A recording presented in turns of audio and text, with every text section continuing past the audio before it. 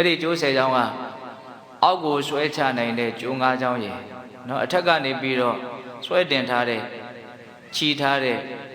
ကျိုး5ချောင်းရယ်ဆိုပြီးတော့ကျိုး10ချောင်းဥဒ္ဒံပါကိယအဒောပါကိယစားတော့အဲ့လိုသုံးတယ်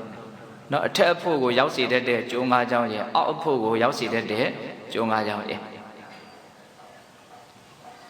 အောက်ကိုဆွဲချနိုင်တဲ့ကျိုး5ချောင်းကဘာတုံးဆိုတော့တက္ကာယဒိဋ္ဌိဆိုတဲ့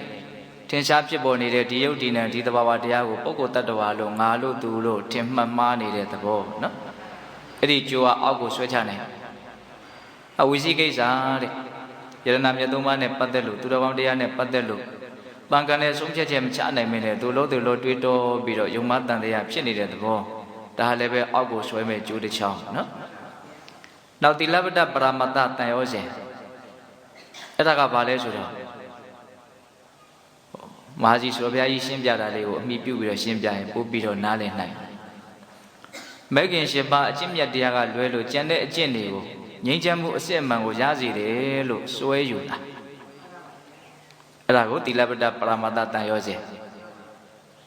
စာထဲမှာဖွင့်ပြတာကခွေးခြင်းနွားခြင်းစရှိတဲ့အကျင့်တွေနဲ့ဖြူရှင်တန်ရှင်းနိုင်တယ်လို့ယုံကြည်တာမျိုးပေါ့ဒါကိုပို့ပြီးတော့ကြည်ကြည်ပြည့်ပြည့်ပြောရရင်အဲ့ဒီမဟာရှိဆိုဘုရားကြီးပြောထားတာလေအယမှတ်သားစရာကောင်းနော်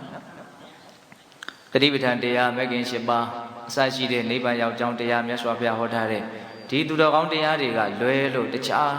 တကယ်စစ်မှန်တဲ့စိတ်ရဲ့ငြိမ်းချမ်းမှုကိုရစေနိုင်တဲ့နိလန်းတွေရှိသေးတယ်လို့ထင်နေတာတခြားသောနိလန်းတွေကိုဒါလည်းပဲငြိမ်းအေးချောင်းတရားပါပဲလို့ထင်နေတာလွဲမှားတဲ့အထင်မှုပေါ့နော်တိလပ္ပတ္တပရမတ္တတန်ရောစဉ်ဟုတ်လားဒါလည်းပဲအောက်ဆွဲတဲ့